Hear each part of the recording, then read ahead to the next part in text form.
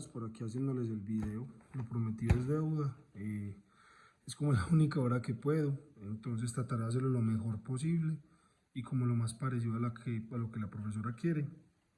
Espero pues me entiendan, es como lo que deseo. Bueno, entonces primero tenemos que tener en cuenta que la lipidosis hepática no es más que la acumulación excesiva de triglicéridos en el hígado, ¿cierto?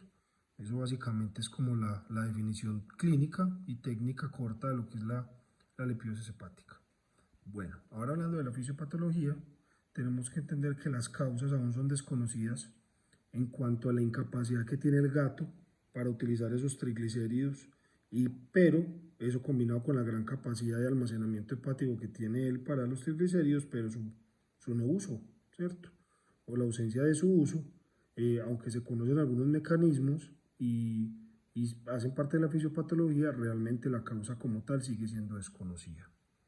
Entonces, tenemos primera parte los factores de riesgo, en los cuales los explicaremos a continuación. Tenemos el estrés, que es un potente anorexogénico. Tenemos la obesidad, animales con condiciones corporales bastante altas. Y en la obesidad también debemos incluir animales con muy baja actividad física, normalmente gatos de apartamento que se mueven muy poco, y dietas altas en grasas y carbohidratos, y con una concentración de proteína por debajo del 25%. Entonces, también tenemos que entender que los felinos tienen unos factores propios de su especie que los hacen ser predisponentes a problemas hepáticos con mayor facilidad comparado con otras especies. Lo primero que encontramos es el estado de gluconeogénesis continua en la cual ellos se mantienen, ¿cierto? Básicamente el gato mantiene unos requerimientos de gluconeogénesis demasiado altos comparado con otras especies y por ende sus niveles de nitrógeno se mantienen muy bajos, la síntesis de proteína en ellos es muy limitada y deben consumir grandes cantidades de proteína para poder suplir ese nitrógeno que se mantiene bajo, ya que parte de sus proteínas son usadas para la gluconeogénesis. ¿Cómo lo realizan? Básicamente, ellos lo que hacen es entrar en el ciclo de Krebs. Hay algunos aminoácidos que entran y forman piruvato, otros que forman alfa-cetoglutarato y otros que forman oxaloacetato, ¿cierto? ¿Cuáles son? Pues hay muchos realmente, voy a decir algunos. Tenemos por ejemplo la glutamina y la prolina que hacen alfa-cetoglutarato. Tenemos la arginina y la histidina, que por ejemplo la arginina hace cetoglutarato y la histidina hace alfa-cetoglutarato. Tenemos el aspartato, que el aspartato hace oxaloacetato, la alanina hace piruvato también, la serina por ejemplo hace piruvato también, y la metionina hace cisteína y alfa-cetobutirato. Es importante esta parte porque también debemos tener en cuenta que los felinos usan las proteínas, en este caso pues los aminoácidos, para generar glucosa, debido a que por ejemplo tienen muy baja concentración de glucosinasas, entre eso la fructosinasa, entonces realmente no son muy buenos para poder desdoblar y sintetizar esos azúcares simples. También tener en cuenta que ellos tienen muy baja concentración de glucógeno sintetasa, ¿cierto? Entonces tienen muy bajas capacidades de volver la glucosa en glucógeno, ¿sí? Por eso pues tenemos que tener en cuenta la parte de los azúcares simples. Y también tener en cuenta que aunque los felinos asimilan el 100% de los almidones, como la profe Nave nos lo dijo, ellos tienen esa capacidad de asimilar el 100% de los almidones, el exceso de estos los almacenan en forma de grasa. ¿Por qué? Hombre, porque es que a diferencia, por ejemplo, de los perros que tienen un aumento en la glicemia o un índice glicémico, cuando tiene un índice glicémico demasiado alto por consumo de azúcares simples, dura de 2 a 4 horas, mientras que en los gatos, debido a lo ya explicado, puede durar hasta 18 horas. Entonces tenemos que tener en cuenta esa parte también.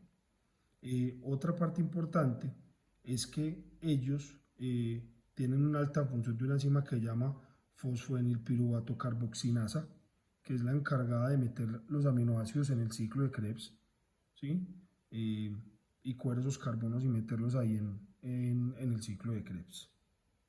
Muy bien, también tenemos que tener en cuenta que la taurina, aunque no es un aminoácido primario, es fundamental en ellos porque ellos no son capaces de sintetizar la taurina y es necesaria para la conjugación de los ácidos biliares, que son importantes para descongestionar el hígado y para el metabolismo de las grasas.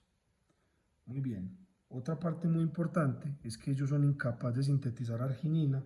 Recuerden que la arginina es supremamente importante para el ciclo de la urea y para disminuir las concentraciones hepáticas de carbomoilotransferasa, que es capaz de anular la síntesis proteica, importantísima esa parte también. Y recuerden que ellos no tienen la enzima, ¿cierto?, para volver la citrulina en arginina, ¿cierto? Esas enzimas se llaman argininosucinato sintetasa y argininosucinato liasa. Tienen muy poquita cantidad, entonces por ende ellos tienen que consumir la lisina porque no son capaces de sintetizarla a través de otro aminoácido que se llama citrulina. También ellos tienen una característica anatómica importante y es que el ducto pancreático y biliar están unidos, como lo habíamos hablado anteriormente. Un gato con pancreatitis normalmente también tiene colangitis, ¿cierto? Inflamación de la vesícula biliar debido pues a que estos ductos están unidos, entonces por eso también son bastante predisponentes a sufrir de enfermedades hepáticas. Altos requerimientos proteicos, eso pues ya lo habíamos hablado. Si nos vamos a números, un gato necesita 2 a 3 veces más, un gato adulto necesita 2 a 3 veces más proteína que un omnívoro debido a su estado de gluconeogénesis continua. Y importantísima esta parte, y es que ellos son muy deficientes en glutamintransferasa. La glutamintransferasa o la gamma-glutamintransferasa es importantísima para la degradación, por ejemplo, de medicamentos, para la desintoxicación, ¿cierto? Y la eliminación de xenobióticos también, y para el metabolismo de la glutatión, que junto a agua y el aminoácidos, pues también ayuda a la generación de antioxidantes. Entonces también son muy bajitos en esto, para que por favor lo tengamos en cuenta para la explicación. Y aquí ya entramos en la fisiopatología como tal, donde nos dice que el factor desencadenante principal es el estrés crónico. ¿Por qué? Puede ser un estado de enfermedad, puede ser un estado de estrés producido por un cambio de ambiente, o puede ser un estrés por un cambio de alimento, por cualquier cosa que vaya a estresar el gato. ¿Qué significa esto? Que el estrés por sí solo nos va a producir un aumento en el tono simpático, ¿cierto? Y esto a un aumento de catecolaminas, que sumado a un aumento del cortisol y de la hormona del crecimiento, nos va a causar dos cosas. Lo primero, una resistencia a la insulina, ¿sí?, lo que dispara proteólisis y lipólisis en el animal.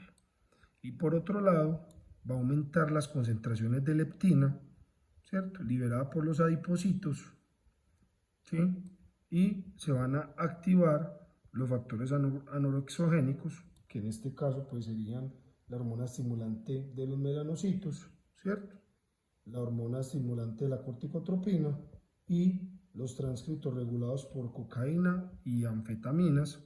También tenemos que tener en cuenta que la leptina activa un anorexogénico muy importante, que es la propiomelaanocortina. Muy bien, todo esto que acabamos de explicar, obviamente nos va a llegar al gato a un estado de anorexia, donde él va a privar el sistema digestivo tanto de carbohidratos como de proteínas, que son su fuente principal de energía. Entonces, ¿qué va a pasar? Va a haber un incremento de la movilización de los lípidos, ¿cierto?, debido pues a la activación de todo esto que acabamos de explicar. ¿Por qué? Hombre, muy fácil, porque hay una disminución de la glicemia, empieza a haber una baja secreción de insulina y va a haber una alta secreción de glucagón, ¿sí? Esto nos va a activar una hormona que se llama hormona parecida a la lipasa, así se llama, ¿cierto? Y esto lo que va a hacer es activar la lipólisis, ¿cierto?, y la movilización de ácidos grasos no esterificados o ácidos grasos libres hacia el hígado. ¿Qué va a hacer el hígado con esos ácidos grasos no esterificados? los va a volver triglicéridos. Entonces va a coger una cadena de 3 ácidos grasos y las va a unir a una molécula de glicerol y van a pasar dos cosas. La primera es que los va a oxidar para formar cuerpos cetónicos y producir energía.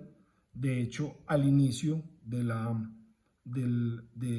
privación de alimento, de la anorexia, esta va a ser la fuente de energía principal hasta el 94% de la energía requerida por el animal, ¿sí? Y lo otro, lo que va a hacer es que lo va a almacenar en forma de triglicéridos.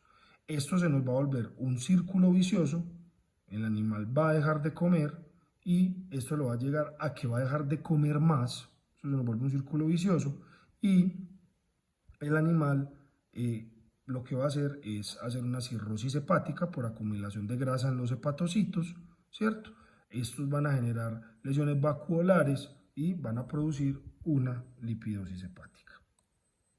Otro mecanismo muy importante para la lipidosis hepática, ¿cierto? Es que el gato pierde la capacidad de formar y excretar lipoproteínas, que es una forma que ellos tienen para auxiliar el hígado y movilizar todos esos triglicéridos del hígado al torrente sanguíneo de nuevo. ¿Qué es lo que pasa? Debido a la anorexia y a la proteólisis, ¿cierto? Va a haber una disminución en las proteínas lipotropas, ¿cierto? Al haber una disminución en las proteínas lipotropas, no va a haber formación de apoproteínas, teniendo en cuenta que, en este caso, la arginina y la colina, ¿sí?, van a estar también anuladas. Recuerden que, como les explicaba ahora, la arginina es supremamente importante porque el gato no es capaz de sintetizarla a través de la citrulina, ¿sí? Y la colina pues no la está consumiendo, que hace parte del complejo B, y estas dos son importantísimas, sobre todo la arginina, para la disminución de la carbomodelotransferasa. Esta a su vez va a aumentar el ácido orótico, ¿sí? Y este va a disminuir la síntesis de las proteínas. Por ende, el gato no va a ser capaz de producir apoproteínas. ¿Qué va a pasar acá? Que no va a haber formación de lipoproteínas de muy baja densidad, eso significa LMBD, lipoproteínas de muy baja densidad, ¿cierto? Y a su vez va a disminuir el transporte de los triglicéridos fuera del hígado.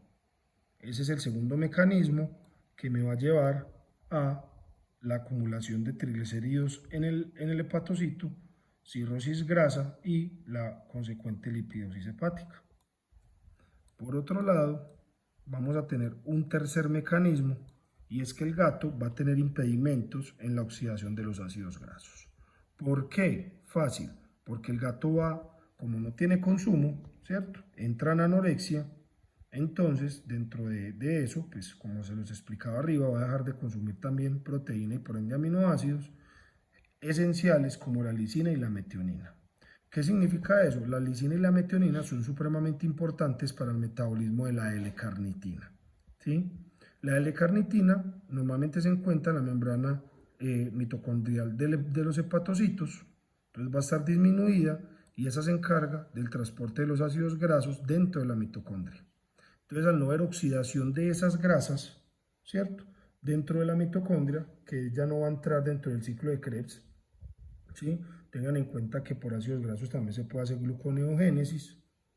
Esto también me va a llevar a una lipidosis hepática. Bueno, niñas, espero les haya quedado claro, que les sirva. Me dicen por favor cómo les parece. Si de pronto ven que hace falta metabolismo, me avisan y miramos a ver pues qué más le podemos meter. Creo que es como lo máximo que pude hacer. Lo hice con mucho amor y con mucha conciencia. Me van contando pues. Un abrazo.